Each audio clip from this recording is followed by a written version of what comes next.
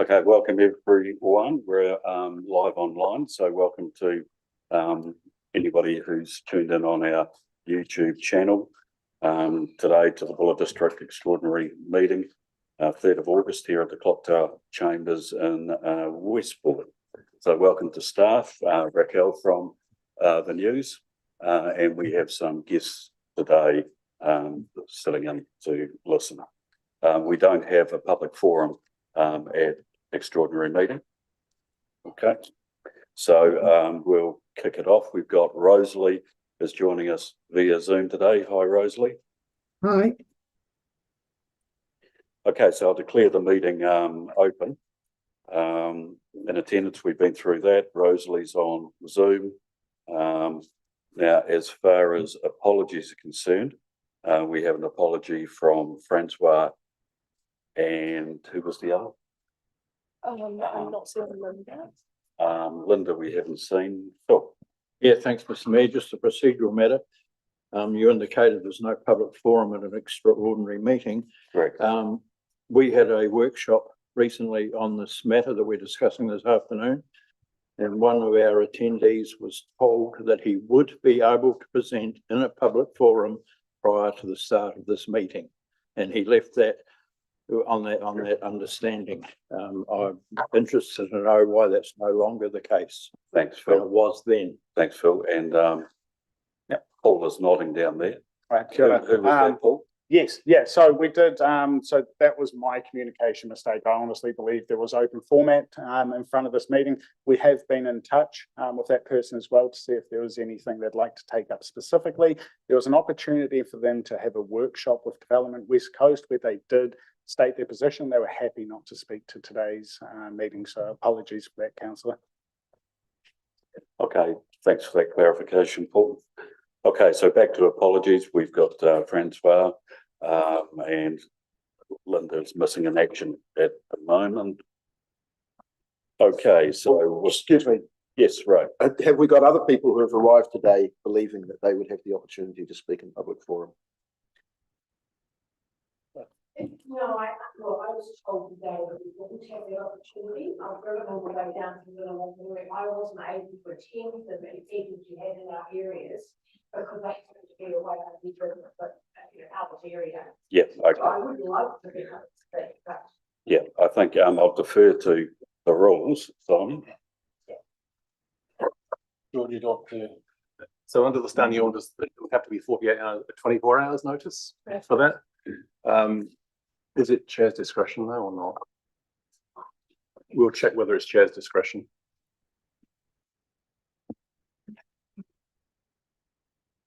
But we didn't have any other requests as far as I'm aware, Georgia. No, we received no. No, we didn't. I think too, it'd probably be a little fair on the others, any other person, Ray, who were of the view that there were no speaking rights at extraordinary meetings, to then allow somebody to do it today, particularly with no notice. Well, I've been in the position myself prior to becoming a councillor where I was repeatedly blocked from speaking in public forum, and I believe just sensibly, if there are people who would like to take the opportunity to speak on an occasion like this, we should give it to them.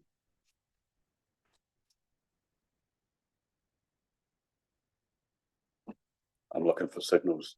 I'm of the same opinion. I think that we go out to the community to seek their input through meetings, processes that we run outside, and through this local government reform process.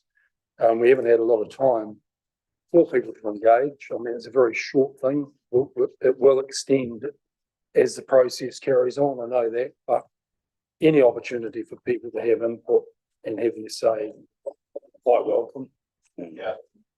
Yeah, I've got no problem with what you're saying in principle. The point is though, there may have been other people who have wanted to speak too, who were under the impression or were told that it wasn't going to be allowed today. So that's a bit of a problem for me with others maybe popping up in a day or so and say, you better do it all over again because you didn't give us an opportunity. So Paul, your rules, you communicated to who? Sorry, so I got direct communication from, Gary that you weren't too worried about speaking rights today because you've had other opportunities, was my understanding? Okay, I just think, I understand where you're coming from, but you know, we've got another 10,000 odd people out there in the district who aren't getting the same opportunity. So I think it's probably something that we discuss with the governance. I accept that. I do find it rather strange that we'd have a different set of rules for extraordinary meetings than ordinary meetings in this respect. And Oh, I think yeah, this I is can only- something that we don't lose track of for the future. We Okay, should thanks. revisit I this. can only go by the advice that I'm given, so, In the standing orders. and that's standing orders, so. Okay, so that's the ruling. Okay, Linda, welcome. Linda Webb has joined us. So we've only got the one apologies. So with that, could I have a mover for accepting the apology for today? Councillor Hawes, seconded Councillor Rutherford. Okay, thank you. All those in favour? Those against? Thank you, that's passed. Second is members' interests. The recommendation that members disclose any financial or non-financial interests and any of the agenda items. Does anybody have anything to disclose? Okay, well, I'm happy to move that recommendation be accepted. We have a seconder. Councillor Hawes, all those in favour? Those against? Thank you, that's unanimous. Okay, so we come on to the topic for today's extraordinary meeting, being item number 3.1, the Head Start Pathway decision on joint submission of the West Coast outline proposal. Okay, and today we have with us Paul Zanin, who was Buller's representative on that team that have worked very hard across the whole of the coast and with each council to pull together the proposal. Shane. Are we expecting DIA to zoom in on this meeting at some stage? And do you know when? Absolutely. So at the moment, there's a concurrent meeting in Westland. DIA should be joining us, or sorry, MCERT rep should be joining us at 1:30. So I was quickly going to go through the timeline and some of the feedback prior to the DIA rep coming in with MCERT rep. Okay, thanks for that, Shane. Thanks, Paul. Okay, so we're going to move on. We'll start now. Paul's going to he's going to sort of run it from that end of the table, but I'll jump in if I need to and support. So Paul, over to you to take us through what you guys have put together. Thank you, Mr. Mayor. So since the briefing that we had 2 weeks ago or a week and a half ago, so the point in today is to just give you a bit of an update in terms of what the other council said, the changes that have come through the proposal and not since then as well. Before the MCERT rep joins us to answer any questions from the table. So just to reiterate again, this is part of the RMA reform in terms of looking at local government functions, specifically those of the regional council. The top line there shows some of those key kind of moments in time that are coming up with changing of the bills. Importantly, it does pick up on the regional spatial planning timelines as we discussed previously as well. The bottom half of it is the local government reform. So what's in the green there? This is produced by Simpson Grierson, one of the law firms, and just cut and paste across for today's purposes. What it does show you is some of the expected timelines of both the Head Start proposal and what happens to those in terms of backstop and timelines. And again, some of these timelines, we're not entirely sure if they'll be completely deliverable, if they will extend over the next couple of years, because they are really, really tight. So the bottom line specifically starts talking about what happens in 27 onwards from the time Head Start proposals are accepted or not. And remembering that after a cabinet decision on the Head Start proposals, there is a very tight timeline of circa 7 months to turn around a detailed design phase as well, which we've picked up on extensively in the outline proposal, talking about evidence bases and those 5 themed work streams. I thought it was important just to quickly go through the different feedback received. This is also an insurance to the council tables. Every time we come back as a project team to the council tables that you see the reflection and changes in the documents based on the feedback that we get. So we'll start off with Bullers and then some of the joint ones with Buller and Westland leading through to Grey. So in Buller, one of the points that was brought up was that minerals royalty should also include an exploration of local levies, so other and alternate funding mechanisms outside of those of government. That's been added. Infrastructure investment needs to include reference to economic development and feedback from community. Again, it's been added. Clear expectations, any future changes to development West Coast needs to reference alignment with long-term plans and community priorities. Again, that has been strengthened within the proposal.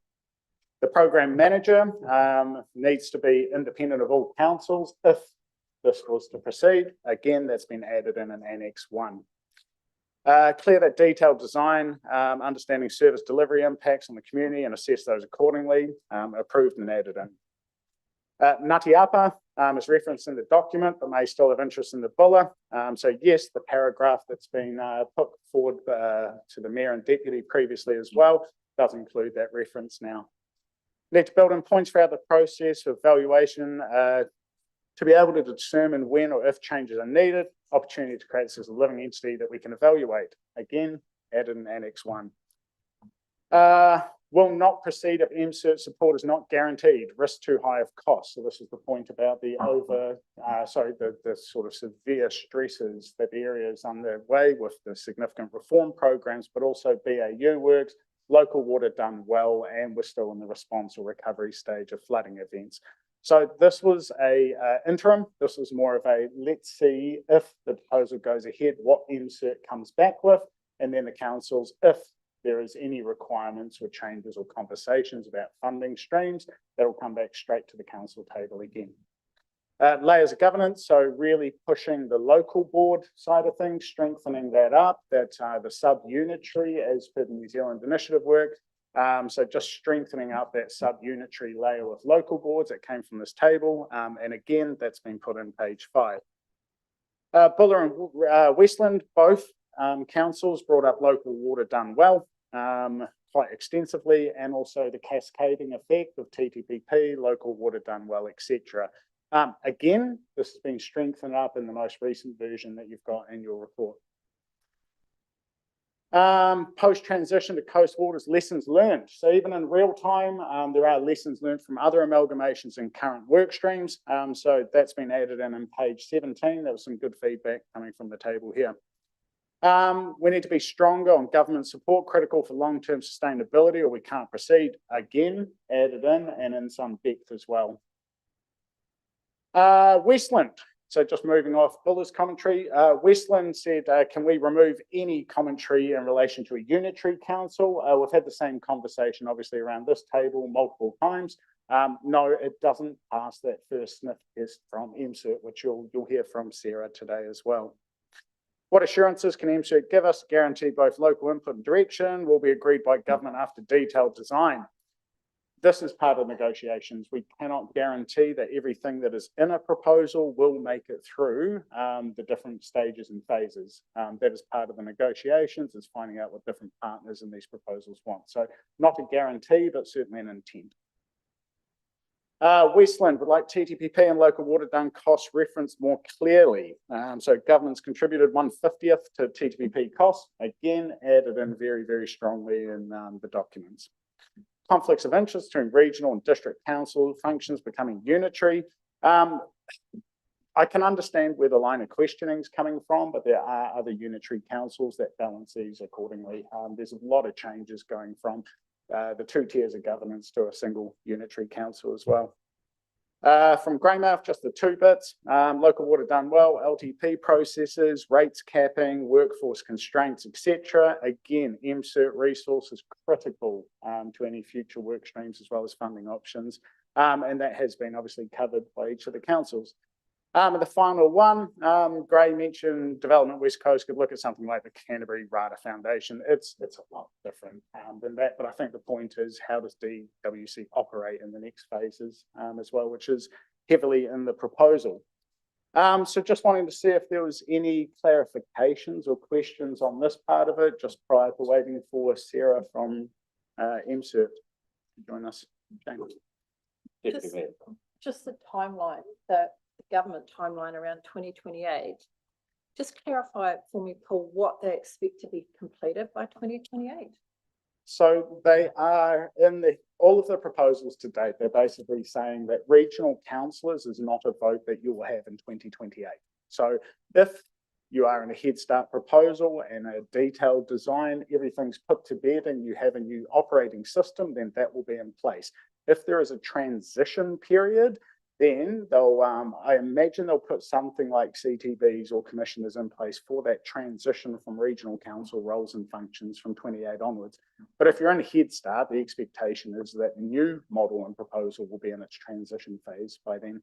But realistically, 2031 is looking like when most of Head Start and Backstop comes together at the same point in 2031. So there is it's a 5-year transition. It's not necessarily within 9 months as such. Just to follow up then, because there is we're doing a lot of evidence gathering, which is going to take a lot of time. And part of that is actually understanding what happens to CCOs, to council assets, to depreciation, how that is also. So in my mind, is that considered, for me, that is part of transition.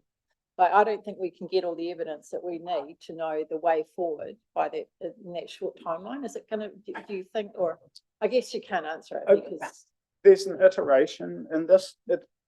I cannot in my mind see that within 6 to 9 month window, every little nuanced detail is going to have gone through. Like the sheer volume of work when we start looking at everything, like you say, from CCO structures, land tenures, rights to occupy, etc. Those there's 1,000,001 little threads in this conversation, let alone some of the big things. I think we'll find there'll be an ebb and flow process in here, and some of the system design in terms of what can actually wait from that first tranche of transition thinking. What are the really important bits to lock in an evidence base at the front, and what are future kind of think pieces or negotiations in some of the other structures. But yeah, make no mistake, the workload is massive. So yeah, I don't think there's any shying away from that. Local would have done well, massive workload, TDPP the same, and so is this. This is not something off the side of the desk for any of us, whether it's in staff or governance. Councillor Curnow and then Councillor Laws. Yeah, I'm a bit bemused by Westland's suggestion that all references to a unitary council be removed. Mhm.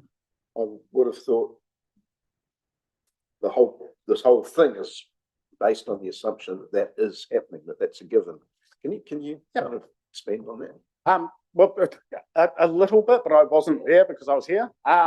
No, so I think it's the same fears as around this table that we've explored a lot. Like we're jumping to a model. The Head Start process says put a model in. So I think for Westland, it was the same thing.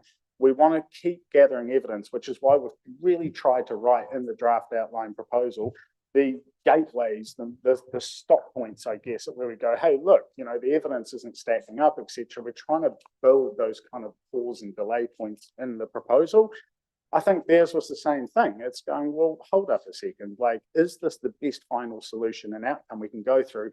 At the moment, there are still missing pieces, right? It's been 3 months. We haven't done some of the really deep dive work, and we've never said we could. That's part of, if councils proceed, that next phase of work as well. But I think it's that real reluctance from people, the centralisation thing. It's not just us talking about it. There's feedback from other parts of the coast as well. It's sort of like, whoa. How do we make sure we strengthen what we have, not lose what we've got just for the sake of, I guess, a unitary? Can I just add something to that, Paul? Please Because I did watch the council meeting where this was discussed with Westland, and there were a couple of councillors asking the same questions that a couple of councillors around this table were asking too. Why are you putting in something like, a single unitary council when we don't know whether that's going to work or not? And the response that was given, I think, by Ash at that meeting was the same response that was given to this table too, is that if something's not in there, you don't get to have that conversation with government. And, that's why we've ended up where we are today with that one single unitary council. If we want to have a discussion with government about all of those other things that are included in the proposal, then we need to get through the door first. So that was discussion. I mean, at that Westland meeting, and like at ours too, it was feedback coming from the table. Westland didn't take a vote as to whether, you know, the majority didn't want it or anything.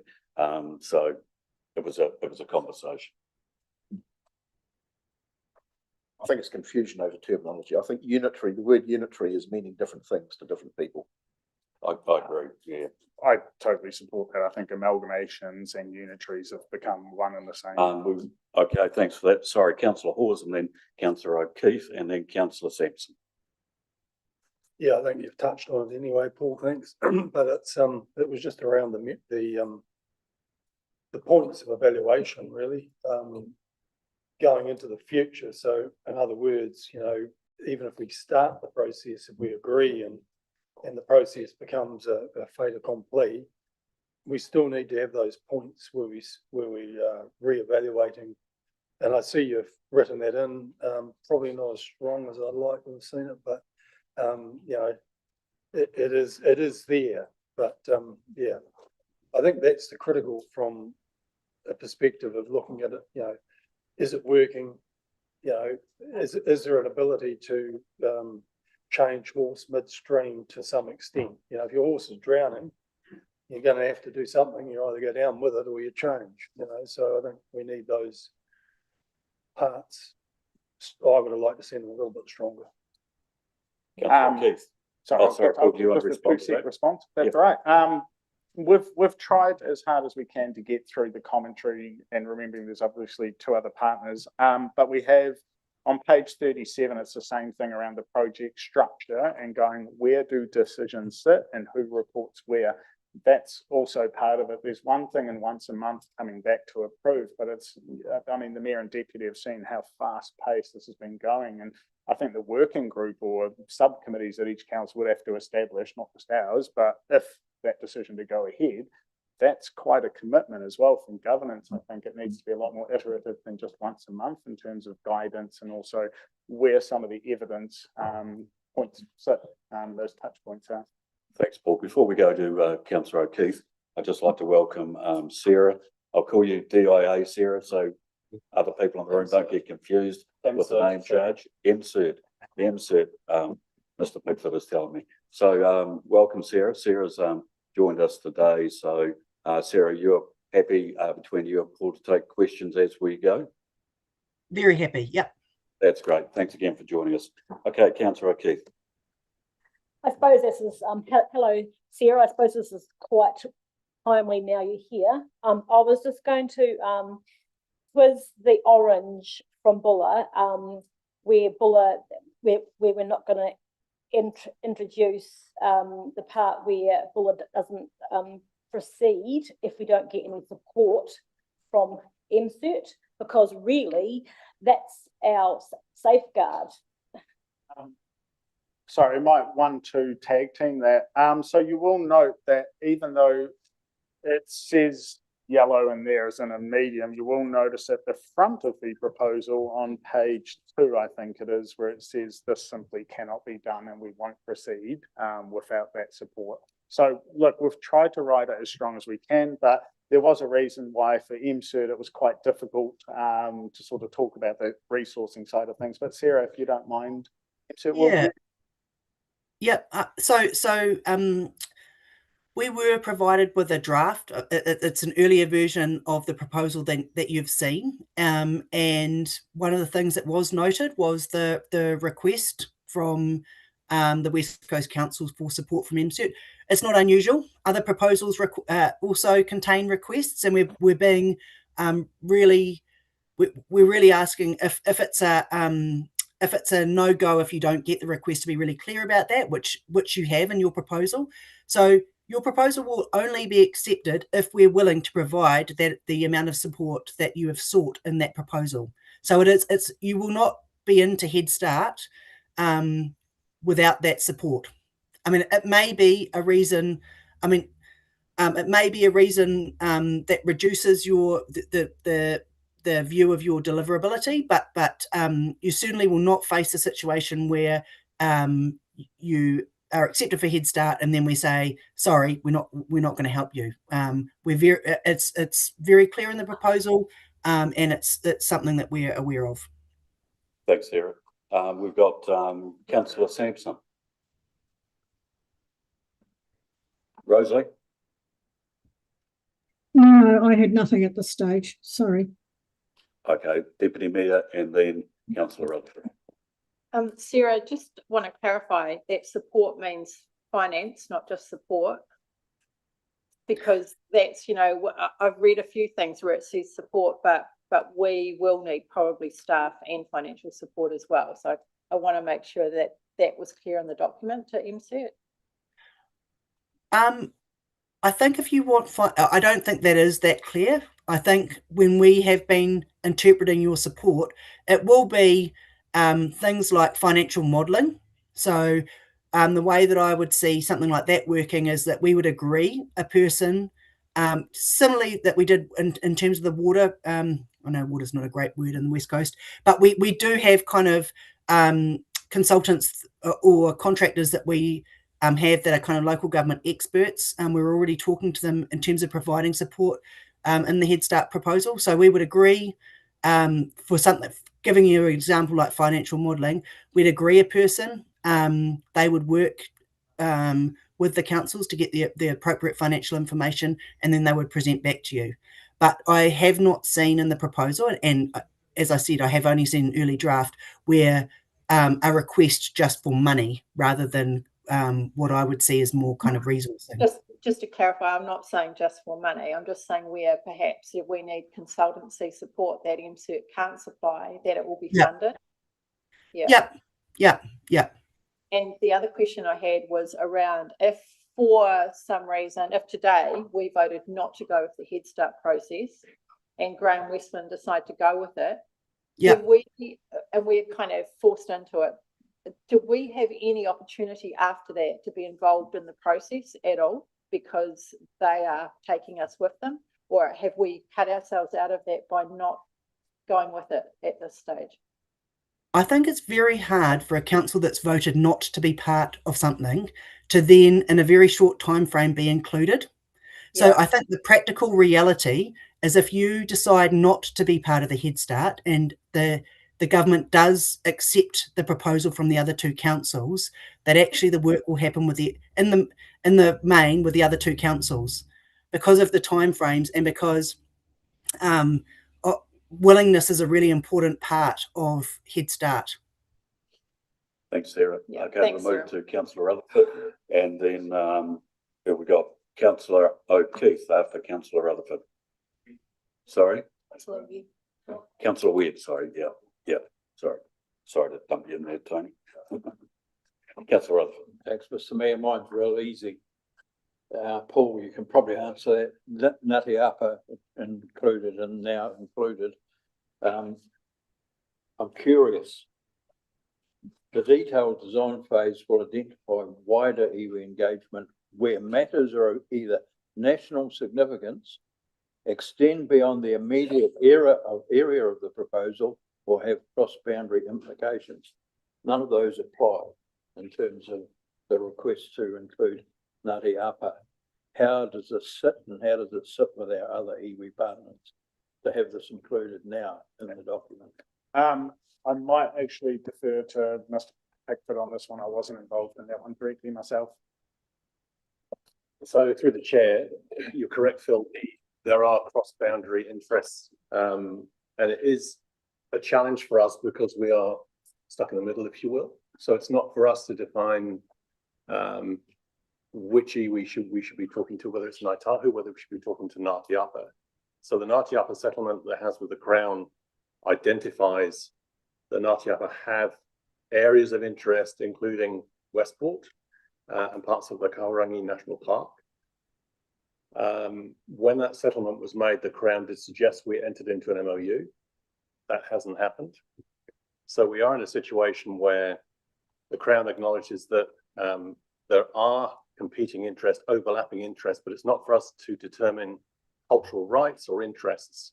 This is something, having talked to Francois Tumahai, this is something they are going to have to work out as part of this process, as we move forward, it's very difficult for us as a council to kind of say, well, we're only talking to Ngāti Waewae, or we are going to engage with Ngāti Apa. This is the tension through this. Where we do have discussions with Ngāti Apa, where there are things that impact the RMA, so discussions around consenting, for example, would be one area where the Crown would say you need to talk to APA because they have that shared interest. But it is not as easy as a defined boundary where everything on that side is Ngāti Apa and everything on this side is Ngāi Tahu. So this is something we're just going to have to work through, but it is a fraught issue, but it's not for us to sort. Okay. Pretty much the answer. Yeah. Okay, thanks, Phil. Councillor Webb. I just had a follow-on question about, you were talking about whether you'll decide whether to give support, financial or consultancy or whatever. So if you decide to reject the proposal because you're not willing to, provide that support, so therefore you don't accept it, does that automatically make it go down the backstop track? So you could, if we're saying, oh, we'll only do it because it needs to be affordable, we can't afford a huge cost to go through this process, and you guys go, well, we're only willing to give you this much support, the rest you've got to fund, will that ultimately mean a rejection and then down the backstop? Yeah, look, there's 5 criteria that we consider, and deliverability and the support required is one of those. But if you're not in Head Start, you are in backstop. I know there's been sort of talk about a phase 2 and some other things, but it's the ministers in our recent meetings have been quite stark about it. Your Head Start or your backstop. So I guess for me, when making this decision, we can put all these things in saying, oh, we'll only go ahead if these things happen, but theoretically we've got no choice. It's either it's going to be accepted or not. It doesn't matter what you've put in, basically, as kind of a off ramp, I guess, to say we'll only do it if these things are met, because the government could ultimately decide then we reject it.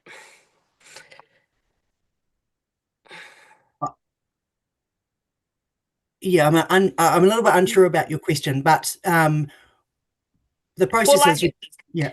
Sorry, but when we've put into this proposal, we've got all these things that we only want to go ahead if these things are kind of going to be met for us. So therefore, ultimately, if it gets rejected because of one of those things that that was specified, we'll only do it if this is met, then therefore ultimately it can just get rejected anyway. It can get rejected on the request that you make. So, for example, if you said, we're only going to do this if we get 100% of the mining royalties on the West Coast. If that was the criteria, it is unlikely. I mean, I'm not a cabinet minister, but it's unlikely that the proposal would be accepted. So you are not, the West Coast is not the only proposal that are making requests of government. So it's not a you're not in a unique situation. There are different requests and different proposals, but you don't stick out because you're making a request and no one else is. Okay, thank you. Thank you, Deputy Mayor. Just following on from that, Sarah. So if we, in our document, we have got several things around if evidence shows that the unitary model is not going to be the model for us, but it maybe points to something else. Do we have the opportunity to then transition from evidence that we've got along the way, or do we get pushed straight back then into the backstop model? And if we are pushed into the backstop model, is the evidence that we've gained along the way going to be used by central government going forward? This is the West Coast. We will never save costs with the Unitary Council. We know that. So it has to have the other benefits that we've pointed out. If we start going along this pathway and find actually this is not the right model, what is the process? I think it's an interesting question, an interesting process. So in general terms, you're either in Head Start or you're in backstop. I think what you've requested in your proposal is that there is some evidence that a unitary council is financially sustainable, and obviously the proposal asks that that evidence is undertaken early, and I think that that would be a if there was clear evidence that a unitary council was not going to be financially viable, I think that would be a point of pause for both central and local government. But to answer that question generally, if you're in Head Start and you don't, for whatever reason you don't make it, you fall back into backstop. Yeah. Thanks, Sarah. Any further questions? No further questions? Okay. We'll move on then. Okay, so I'll read out the draft recommendations, and we can either take them one by one or take them all together.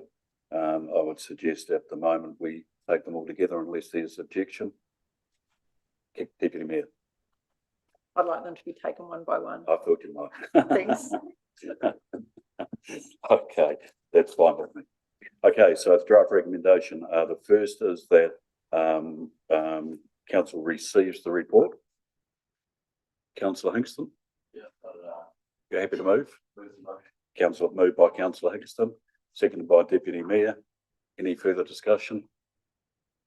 Councillor Curnow? Well, just a procedural question. Are we going to have a question phase before we discuss, before we vote on the recommendation? I wasn't intending to, because we just had a fairly long one.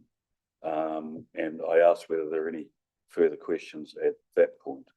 Okay. So are you saying you have further I did, questions? I thought that we were in a phase where we were asking questions specifically about the document with the Yeah, feedback you could from have the taken it that way. councils, whereas I Okay. had questions Okay. related. So we've got a proposal. mover and a seconder, okay, to the first motion that we receive the report.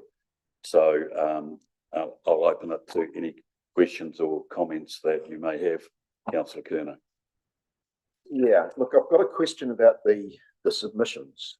In the proposal, there is a kind of, what quite broad or crude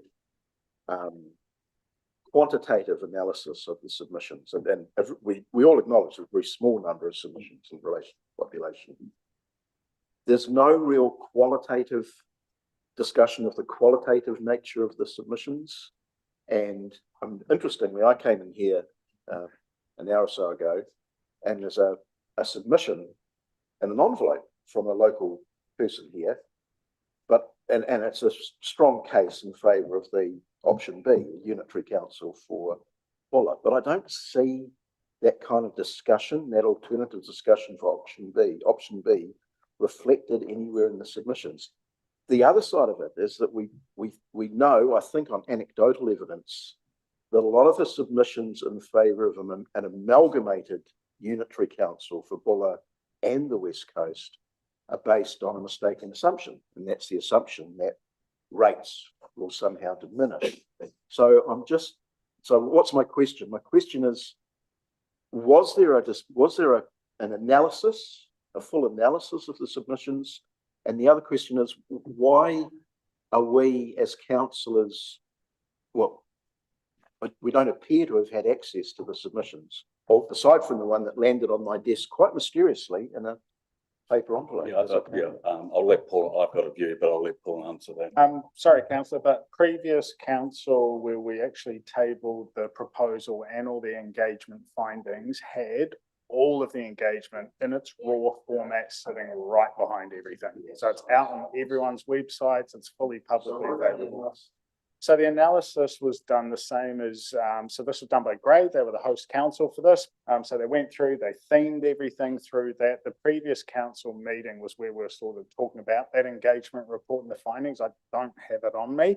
But from having had all the conversations in the Buller area, and that's hundreds of them, the assumption of rates dropping was never a part of any of the conversations, because that's the evidence from the Martin Jenkins work as well. There's a really negligible impact. So I guess a subjective overview, which we tried to write into the engagement report as well from each of the project leads about what we'd heard as we'd been out, was also provided in that engagement report previously.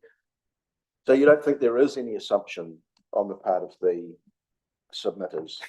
So those submitters who I personally talked to and presented to were under no assumption that affordability would be driven by amalgamation without looking at other structural reforms. So there was no grey area there. Thank you. Reminding everybody that the first recommendation is to receive report.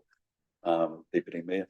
I just want to follow on from Councillor Curno's comments, because when I have been at some of our MESTs and iwi meetings, some of the comments from senior leadership outside of this district have been around costs, and that they have actually not been happy with our suggestion of local boards because that makes the costs go up and it becomes more. And so there is that is out there around it being a cost saving process, and it's not a cost saving process. We know that, but what we want to know, and this has been the question that everyone has asked right from the start, is why are we doing this?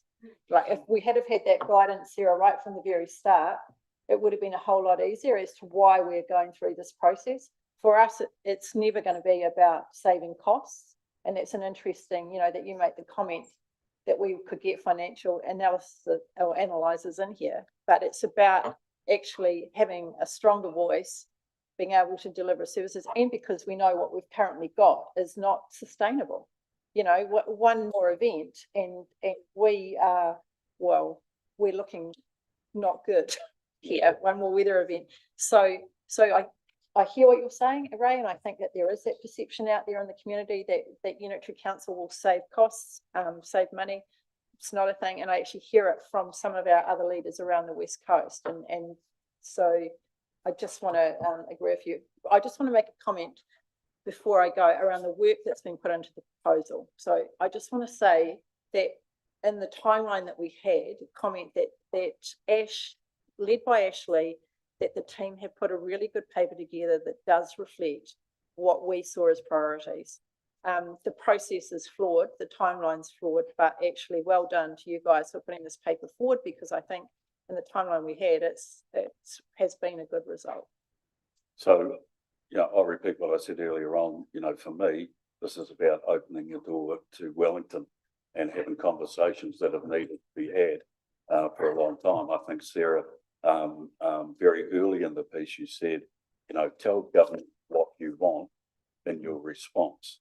And I would say that they can say no, perhaps they will say yes, but this is a conversation that the whole of the West Coast has been needing to have with Wellington for a very, very long time, and this is our opportunity to have it, is my view. So just quickly picking up on a few of the points made there.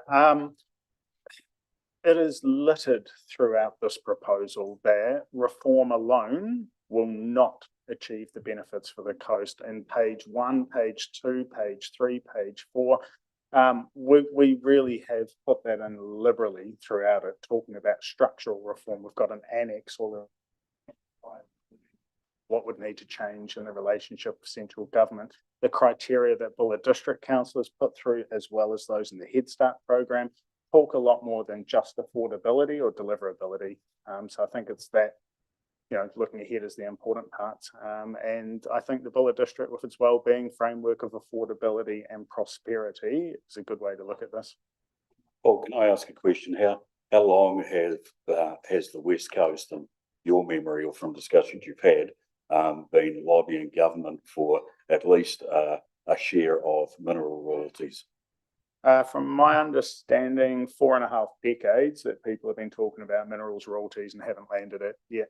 And as a corrector, recently or before New Zealand First came through town, there had been further in-depth discussions that had resulted in nothing, and yet New Zealand First has said if they're elected, then that'll be the point that they will discuss sharing mineral royalties, whereas we've put it in our proposal that that's a discussion we want to have. Is that correct?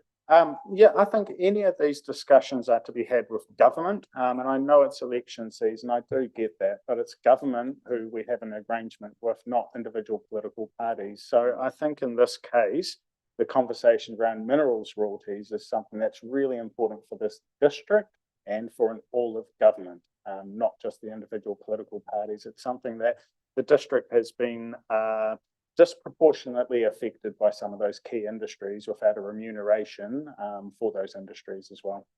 Thanks, Paul. Councillor Hingston. So, are we in discussion phase now? Yeah. Okay. So just talking to this, agenda item and this motion, I'd like it known that I would like to move a motion for all 6. But if people aren't happy with that, I'll wait my turn and do it line by line. The thing that I like about this report, and I reiterate the Deputy Mayor's points, is this report is one of the most comprehensive, detailed and proactive reports I've seen. And this isn't just reform. This is not changing the deck chairs on the Titanic. This is literal transformation of the way we do our governance. And in that regard, the decisions we make today is not really about the next step. I mean, to me, the next step is obvious, but the decision we make today is about, do we have a shared vision of the way forward? This is not a short-term thing, although they're going to rush it through. Do we have a shared vision of where we want to be as a local body government? And I don't think we do at the moment, but I think we're going to get a majority that will come along and determine what that shared vision is. So to me, a shared vision is a unitary local government. And that's why I support the proposals, because they address all the things that I wanted to address coming into council. If you think you can nickel and dime your way in savings to make Buller District affordable and not put up rates and not take out more loans, quite frankly, you're in for a rude awakening. We can't save enough money. We can't save our way out of this. We can't make cutbacks. We'll end up deteriorating the well-being and the prosperity of this region that will get into a hole we'll never get out of. So we have to change. So status quo is not an option. So next thing is what do we want to change with? Now, we had discussions around Unitary Buller. My assessment is that's not going to fly. The Unitary West Coast has a vision that is going to be fraught with challenges en route. We can't answer all the questions. We can't front load the questions and expect them to front load the answers. We're going to have to go through these line by line, issue by issue, council by council. So the thing we have to do first and foremost is set that unified vision. Then, having agreed that, then we get ourselves onto the Head Start program to progress that vision, and then we take the first step in a long journey.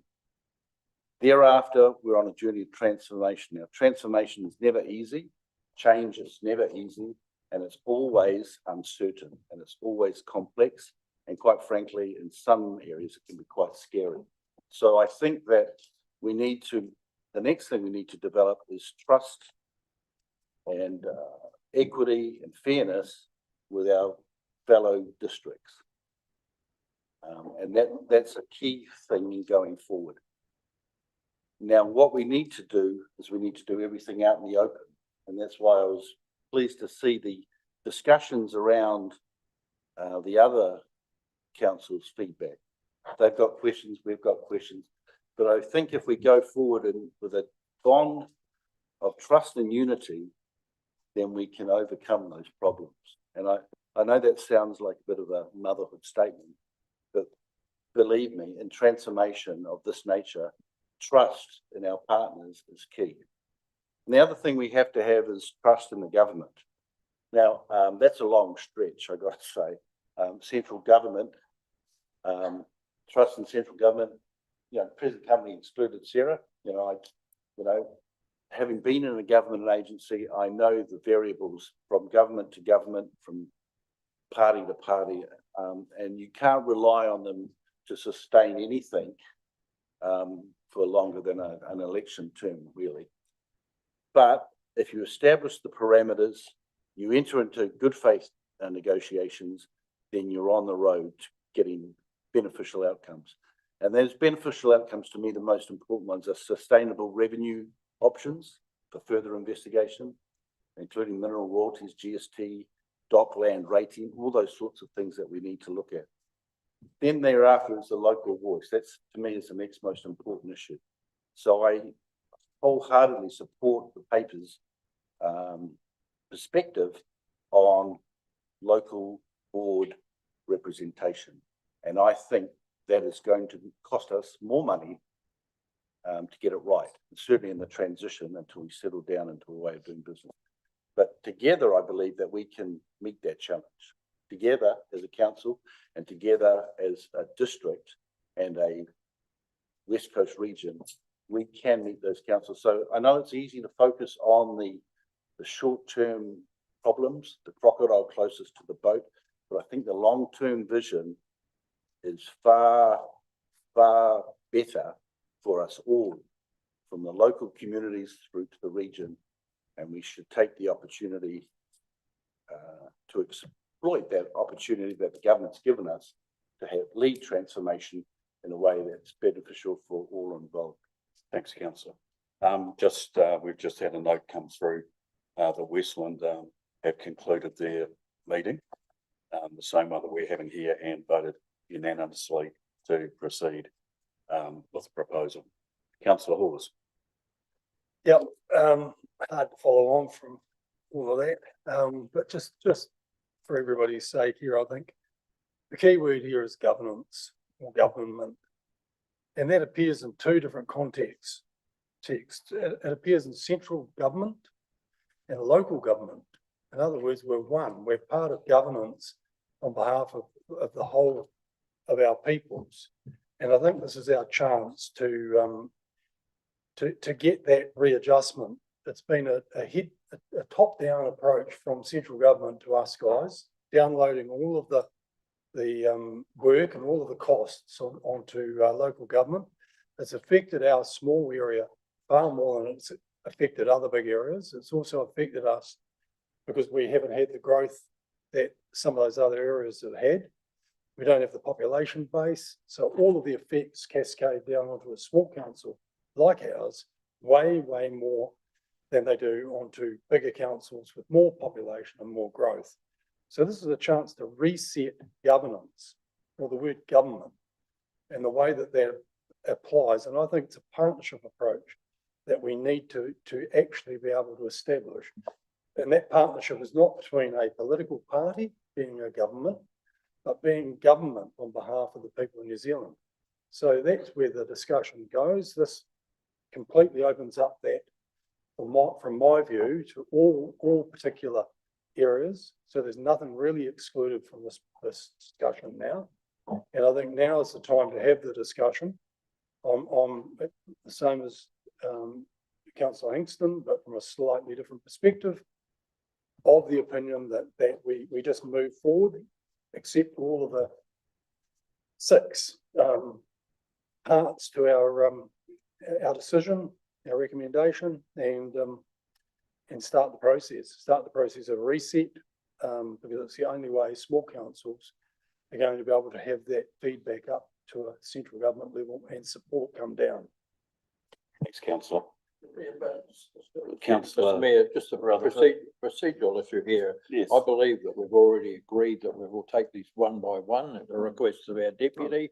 We've had someone move and second recommendation 1, and I thought that was what we would be discussing. We seem to have broken out into some couple of our councillors just indicating or taking their 5 minutes to support basically all the recommendations. I think we're Okay, things a little bit out of order here. Noted, Councillor. Okay, so we've actually got a motion on the table. We've got a mover and a seconder for number 1. We've had a fair amount of discussion on that. I would like to put it to the vote. All those in favour? Those against? Could they please keep their hands up? Yeah, could you keep your hands up? So Georgia, yeah, I think it's unanimous.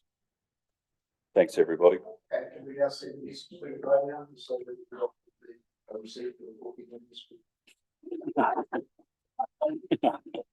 We've only got to number 1, right? a media release out. We'll put a media release out. Okay, let's move on to number two. Number two, it approves the draft West Coast Local Government Reform Head Start outline proposal attached as Appendix 1 for joint submission by Buller District Council, Grey District Council and the Westland District Council to MCERT. How do you pronounce it again? MCERT. MCERT. I prefer DIA, it was simpler. You know, by the 9th of August 2026. Councillor. Moved by Councillor Hingston, seconded, it's a race here, we'll give it to Councillor O'Keefe. Seconded by Councillor O'Keefe. Is there any discussion? Deputy Mayor, then Councillor Rutherford. Question for you, Sarah. If this gets approved, I note that in agenda item or in the fourth point, it says about us getting support from DIA, but there is nothing in here around getting financial support for if we get accepted for a transition process. Is this something that comes back to MCERT? Like, because that's another, you know, we could go through this and we have nothing for the transition, which is going to be hugely expensive. So what is the talk in government around supporting transition financially? At the moment, there is no budget for so the way that central government works is very similar to local government in some respects. In some respects, it's very different. But basically, you put in an LTP and then an annual plan, and you've got budgeted funds. At the moment, there is no budgeted funds to help with transition. There is some there are some supports in other parts of MCERT. So I'm thinking about in terms of the planning reform, but I think it will be a discussion. It's a discussion, but it's not something that you can you cannot rely on that in either Head Start or Backstop. So therefore, if we get to that stage and there is no financial support, do we then get pushed into Backstop? Like what I'm saying is because there is no way that these councils can go forward. So is that something that has been thought about for councils when you get to the end of the evidence gathering stage and you want to go ahead with it, but there is no money for transition, then the whole thing stops in my mind. Like we don't want to be I guess what I'm saying, Sarah, is I don't want to have a local audit done well, and then all of a sudden, because we've gone through this, we're then forced into a process where we just can't afford it, our ratepayers can't afford it, and actually we just won't do it. We will refuse to do it. And so, yeah. Yeah, I think, look, there hasn't been a lot of discussion about transition and transition costs is the honest answer.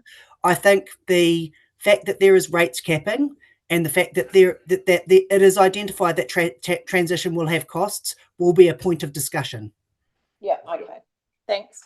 Yeah, there may have been an expectation in Wellington that we were going to incur whatever costs we're going to come along with this, but I think the proposal that sets out nice and clearly that we're not. So we're showing Councillor Rutherford. Thanks, Mr. Mayor. I just want to signal that I will not be supporting this recommendation. The community that I represent were not in favour of one council for the coast. They do acknowledge, as I do, that we need the changes required. I don't think there's anyone at this table who will not acknowledge that.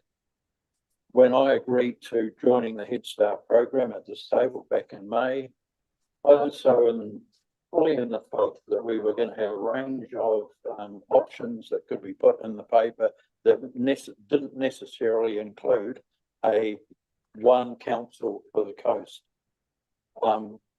As I say, my community do not support that view and I represent them, so I will not be supporting the recommendation.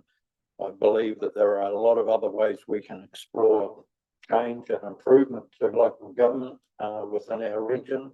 Obviously, one of the thoughts that we did initially have was such things as a Buller unitary council with some shared services across the rest of our the region. I'm not denying that there are plenty of options there available to us.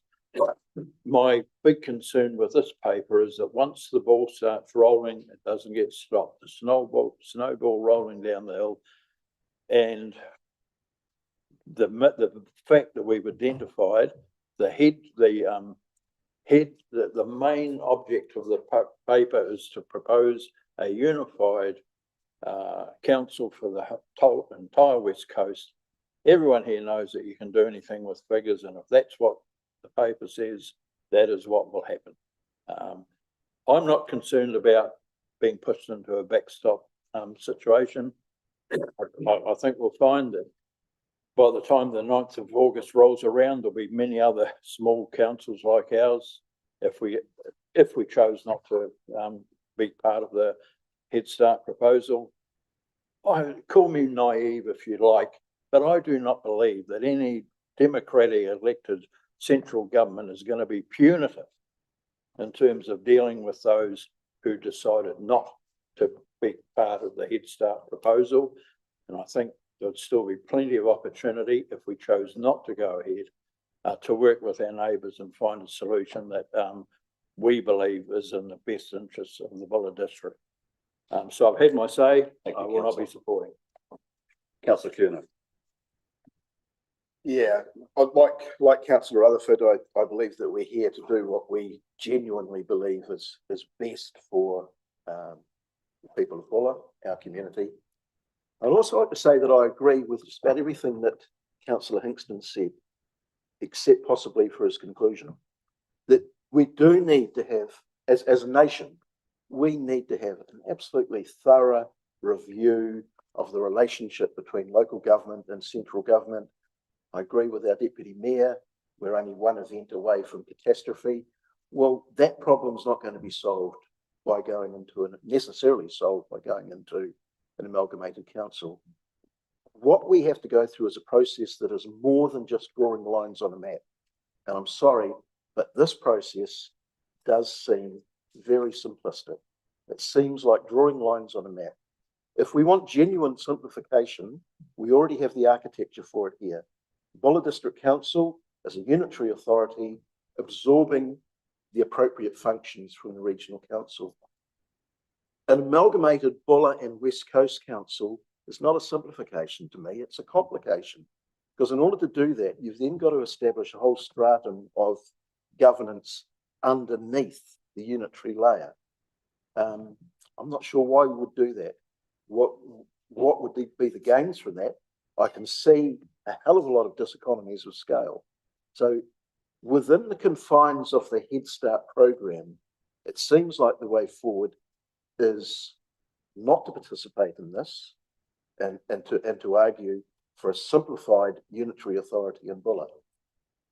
But that's not the solution. The ultimate solution is a much wider review of local government in New Zealand, the whole resource consent process, how we deal with natural hazards, etc., etc. This is not the forum for that. It's got to be something much bigger and something that where there's a broad consensus across all political parties. So the other thing, and Phil's alluded to this, the national trend in the last few days does seem to be towards a rejection of Head Start. And a lot of that is coming from councils like ours. There is a momentum against this. And if we're going to stand anywhere, I think we should be standing with those other small rural councils. It does seem to be a groundswell that's saying, yep, we acknowledge the need for change, but this is not the way to do it. This is a very simplistic, narrow means towards reform. We need something much better than this. Thanks. So I'm voting no. Paul. I too will be voting against it very passionately. What a disgusting plan this is. We had a workshop and I didn't hear any view reflected from any councillor that wanted one unitary council for the whole coast. There are other views about a unitary district, but we are now straitjacketed into a unitary council for the whole coast. If I can point out, Paul, is that I'll just get my 5 minutes worth in first. if I can point out, Paul, is that, you know, we have had a lot of discussion and it has been explained where the unitary came from. I'll just point that out. Carry on.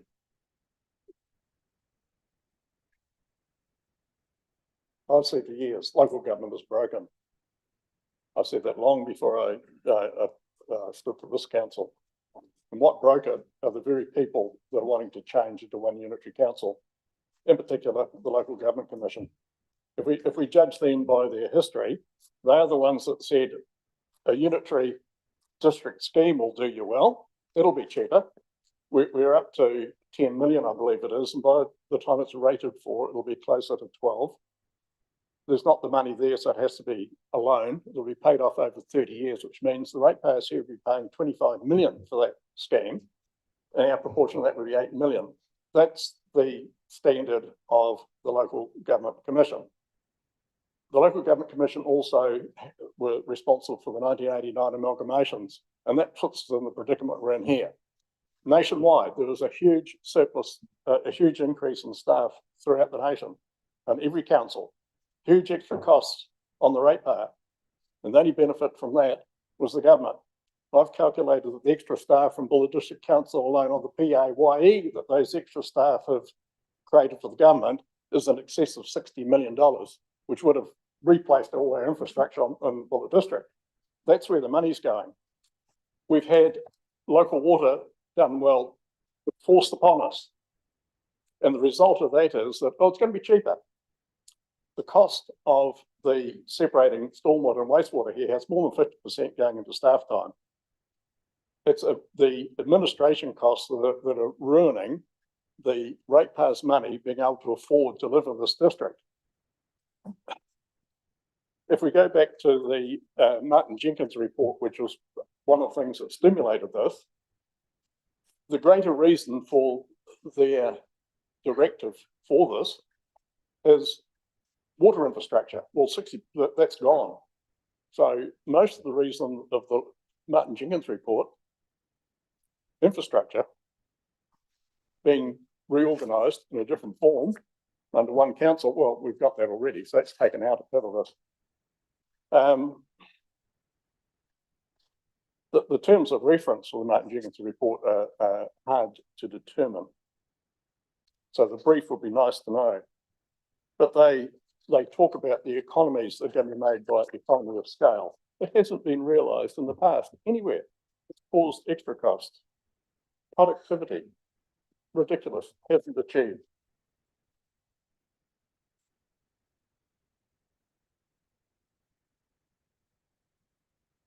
What they agreed to was alternative structures. A unitary council wasn't actually targeted, but we're left in the position of that we feel that we're in a funnel towards it. We feel as though we're straitjacketed towards it. We can't do anything else. We certainly do need local government reorganisation, because the government of this area has either destroyed our resources in the case of some, prohibited us from using others. So we do need local government that can control our own future. The transition of this scheme, if we approve it, is going to cost every ratepayer in our district $210 just for the transition of it. Just for the establishment of it, $210 per person, not per family, per person. Where did you get that number from? The transition costs of approximately 6.1 million are in the documents, and our proportion of that Point of order, are you talking about TTPP or reform? No, I'm talking about the integration of a unitary council will have transition costs of 6.1 million. I'm saying that we will have a third share of that, I presume, which amounts to $210 per person in our district. Yeah, okay. I think that's if we approve this Paul, direction of the unitary council. Paul, I think you've had your 5 minutes. Okay. Where did I get to? Rosalie, Councillor Sampson. Right, I most of what I want to say has been said, but reading through that submission, so much as, yeah, we're going to go evidence-based. And I think the evidence that we have got already is pretty well based that it is going to cost us something that we can't afford. And the evidence is the TTPP, is our water's done well. And for everything that has been said previously, I just don't think that we and any of the ratepayers that I have spoken to have not been in favour because of they don't see it as any cost saving, but as an additional cost. So I won't be supporting it either. Councillor Keith. Through the chair. So, this has been a process, even though it's been quite short. We've been directed by the government, you're either in or out. I personally prefer to be in and have some controls and measures in this process. So, and I think as we test and measure through every step, also too with DIA's comments around pausing, if we get to a stage where it's looking like it's becoming unworkable for our region, I think that the word trust from Dave, what he was saying too, that's something, it's a very big word and a very big ask when it comes to relationships between central and local government. Personally, I'm in support of all 6 recommendations because I feel like we've gone through the process, we've got measures in place, and I would rather be on the boat than kicked out the back. Thanks, Councillor. From my point of view, I'll be voting for. This area has taken decades to have the opportunity to have a voice with government. And I just ask Sarah a question.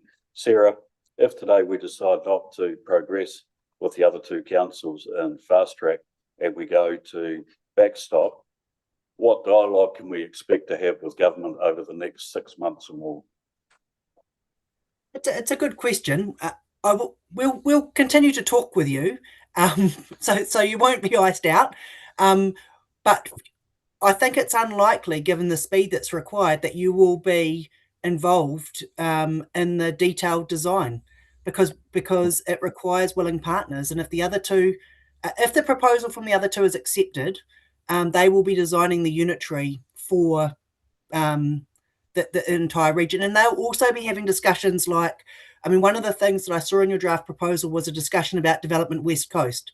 Those kind of discussions will be happening with the councils that have put in the proposal and supported it. So I wouldn't want to say that we won't talk to you at all, but you will not be involved to the same level as the councils that have supported it. So if we wanted to progress some of those things that are in the proposal, but do that alone, when might we be able to do that, Sarah, given what's been painted as the roadmap? It depends what you mean by alone. So I think what the government's looking for is willing partners that want to progress. So if you're talking about things like regional deals or bespoke ideas around development West Coast, those things will happen with those councils that put in Head Start proposals. Support them. Thank you, Sarah. Thank you. Deputy Mayor. So I think that was my question, Sarah, was around the regional deals. So we will then lose our voice with regional deals as well? Yes. Okay, so just not that I will be held to ransom by central government, but in actual fact, the good things that are in the document, that are proposed in that document around localism, around alternative streams of funding, came from our council, I believe. And if we're not involved in the conversation going forward, what worries me is all of those things will be diluted. And I would rather be involved in this conversation. And I hear what my other councillors are saying around the risk that goes with that, but I'd rather be involved in this transformation than not be involved in it. So I'll be voting for it. Councillor Hawes and then Councillor Hingston. Motion.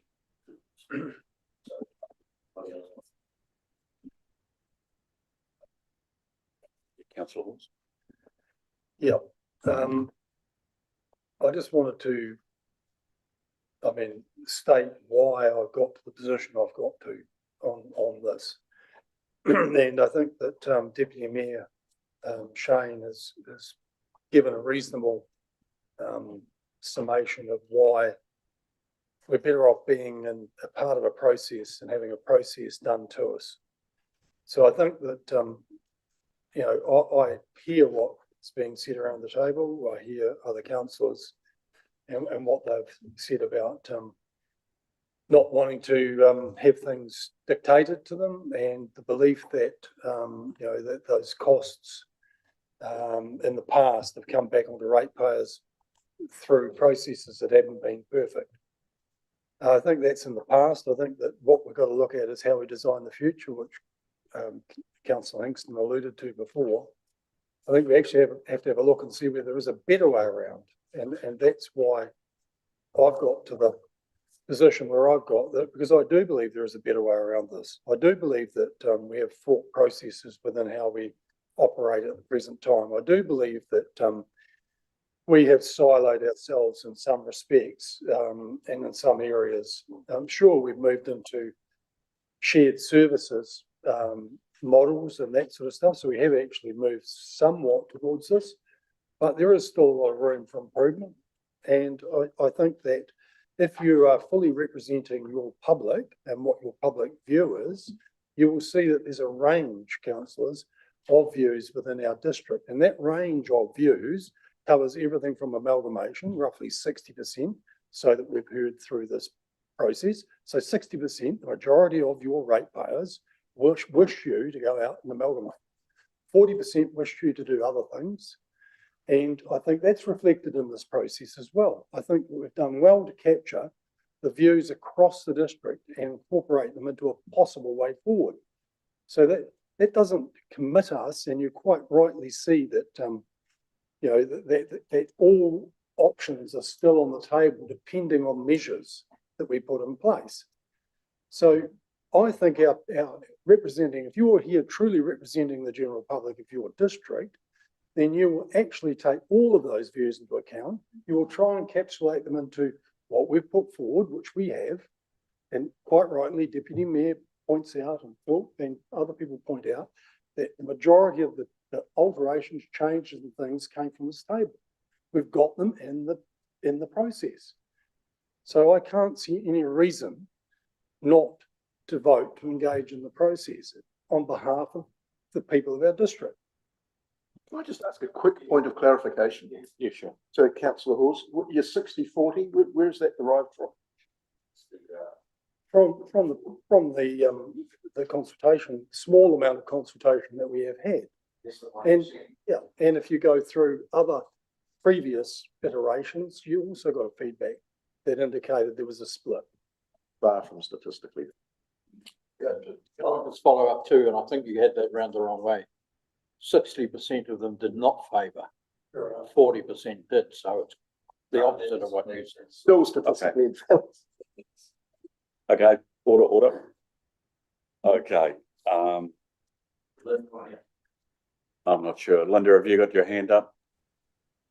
Yeah, I'm just saying, you know, I really regret that we as a council chose to bow down to the government when we went with the water done well. So I'm very reluctant to be bullied into another restructure. And, you know, I feel like it's basically, we can put all what we want in this document, but we've quite clearly heard that if the government doesn't agree to those terms anyway, we're in the backstop. So I just feel like it's a bully tactic by the current government, and I'll be voting against it. Thank you, Councillor. I think we've had quite a bit of discussion. I'll come back to you, Dave. Yeah, quite a bit of discussion, and I hear from my fellow councillors, some of them anyway, a whole lot of reasons not to, but no alternatives put on the table by comparison. Councillor Hingston. Great, thanks. And thank you, fellow councillors, for your opinion. I do respect them. I don't agree with them, but I do respect them, and I can understand the background behind it. I just want to take issue with a few things, you know, and Ray will be the one to back me up here. There's lies, damn lies, and statistics. So, you know, I could fall into that category sometimes, but 65% or more, correct me if I'm wrong, Paul, of the people that participated in the workshop were in favour of, West Coast Unitary Yeah, sorry. government. Apologies, I don't have the exact numbers from the engagement report, but it was 60-ish% for and 40% to. And I know that might be only 1%, but that's 1% that cared enough to put a submission in. So, you know, the silent majority will have to accept the decisions of the vocal minority in that area. If they weren't willing to put a submission in, then they deserve what they get, quite frankly. That sounds harsh, but you know what? Local government is all about representing the community, as Phil said. But my mind is that there's 65% of those that cared enough to put a submission in were in favour of a unitary West Coast government. And I will represent them. You can shake your head all you like, Phil, but you know, the reality is that there is no statistical basis to you representing your community. What is your community? It certainly wasn't the 1% that turned up for the workshop. It's people you talk to. And I respect that, but we can't put too much emphasis on ad hoc conversations with a group of peers without putting it to the task to the whole of the Buller region. And the other one, Can I just, for a point of clarification, I think, is that those that turned out who you say talked about unitary, okay, it was about looking at that rather than doing it. Sorry, which is what quite we're talking correct, about yes. today. Yeah. So we didn't make it a step, say, well, we're going unitary West Coast, that's it. We're starting that journey, I accept it. So my apologies if I put it in the wrong. On the thing about simplistic lines on a map, I mean, Ray, come on. I read this report. This is anything but simplistic. This is one of the most detailed reports, not only on the way it's going to get set up or envisaged at this stage, noting that there's more detailed design work to go. It's involved, it's engaged, it's complex, it's not simplistic. And in terms of, you know, sure. Yeah, and the New Zealand Initiative also has a lot to say about the benefits of a unitary approach. So, yeah, no, I'm having my say, Ray. You know, I kept quiet while you had your say. So, in terms of the overall rejection of councils, that's a bit of misinformation. I've actually rung out the councils. My son's a strategic advisor for the Aotearoa District Council, and he's giving me the gem. Most of the people, I should say, a lot of the councils have sought to enter into the Head Start program in their area, and I'd like to get some sort of consultation from Sarah to repudiate the notion that there's an overall rejection of councils around New Zealand going this approach. I think there is an overall acceptance that they're going to enter into Head Start and try and determine their own engagement in that direction. Am I correct or incorrect in that, Sarah? We don't know how many proposals we will get, but I think it is, I would agree it is incorrect to say that there has been an overall rejection. I think that there has been interest and there are definitely some councils that have rejected, but I would have said if you look at most regions in New Zealand, there is at least some interest of putting some form or engaging in this. But at the very least, we are the masters of our own destiny to a certain extent if we enter into dialogue on the Head Start process. We become the victims of a government telling us what to do, albeit with some engagement if we go into the backstop program. And in terms of, you know, it's going to cost us this much in transition, I share your concerns, Paul, about the cost of transition. The real reality is we don't know what it's going to cost ratepayers at this stage. But I'll tell you something, I'll be the first to get in a car, a tractor, a truck, a bicycle, mountain bike, whatever, and march on Parliament with you if they start putting all these costs on us arbitrarily. These are battles that we have to fight in the future, not now. We can't just turn down this chance to engage because of the outcome of future battles that we haven't yet decided are actually worth fighting or not. So those are discussions for later on, but I'll make that commitment that if they try and force things on us, like making us pay for this in its entirety, like making it, all these other dictatorial things that you have expressed concerns of, we go and we fight them on those issues. Maybe councillor, we should take a vote on that. All right, I'll probably have 5 minutes now. Okay. Start to wait. I mean, I really want to talk to that lady there. You're bully. sit down, please, Christine. Sit down, please, Christine. Sit down, please, Christine. Okay, that would be a good idea. Thank you. Right, where were we? Just in terms of, if I may finish, councillor, just in terms of the point that you made, and a long time before your time, Dave, yeah, that's what did happen over certain issues with regard to the West Coast, where they did go to Wellington and ended up getting very good results from putting their foot down and drawing a line in the sand. Councillor Elephant. Yeah, Mr Mayor, like I insist on my entitlement to reject the statement from councillor Dave. In terms, when I said I was representing my community, I'm talking about the people of Bulla. The people of Bulla were not 60% in favour of an amalgamation. That across the entire district seems to be the figures you're working on. I don't represent the people in Westland or Greymouth. I represent the people in Bulla. They were not in favour of one amalgamation. Well, it's in the submissions, excuse me. All right, councillor, for clarification, insofar as this proposal is concerned, is this proposing that we become a single unitary authority on the West Coast? Is it? Is this proposal proposing that we become a single unitary authority on the West Coast? You've lost, there's a recommendation. What do you? No. Point of order, can we put it to the vote? I'm asking the question as to where this proposal is actually promoting us down the line of being a single unitary. Point of order, Mr. Mayor. Yeah, you've got to listen to a point of order. Can we please put it to the vote under the standing orders? Yeah. If a member, you're now delving into off topic. Thank you, councillor. We shall do that. Okay, so we'll put it to the vote and I'll read it out again.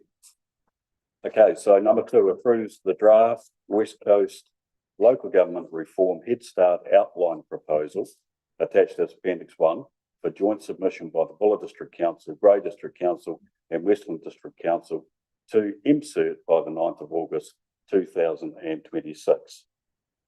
All those in favour?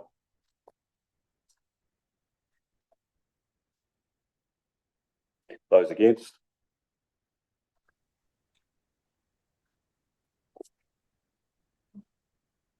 Name recorded, please. Name recorded. Okay. It's lost. It's lost, yeah. Well, it's tied, so status That's quo. right. So the motion is lost.